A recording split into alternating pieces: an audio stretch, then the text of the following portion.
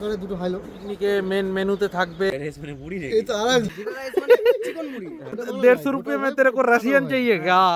কাল ছিল বছরের শেষ দিন আর পিকনিক করব না সেটা তো হতেই পারে না। তো কেমন আছো বন্ধুরা? কাল ছিল 31শে ডিসেম্বর, বছরের শেষ দিন। তো সবাই মিলে ডিসাইড করলাম একটা ছোটখাটো পিকনিক হয়ে যাক। পিকনিকের আইটেম ডিসাইড করতে না করতে একটা ছোট ভাই নেট নিয়ে এসে বলছে আমি কিন্তু আজকে কাবাব খাবো। তো যেমন কথা তেমন কাজ, ছোট ভাই বলেছে আবদারটা তো রাখতেই হবে, তাই চলে গেলাম কাবাব বানানোর শিখ নেওয়ার জন্য। এখন চলে এসেছি কদুবাড়ি মোড়ে। কদুবাড়ির থেকে আমরা 4টে মোটা মোটা ভ্যানের শিখ নিয়ে নিলাম আর এগুলোকে ভালোভাবে ধার দিয়ে চোখা করে নিলাম। আসতে না আসতে দেখি এই ভাইটি পিকনিকের টাকা তোলার জন্য লেবারি করছে। এখন বাজে সন্ধ্যা 7টা।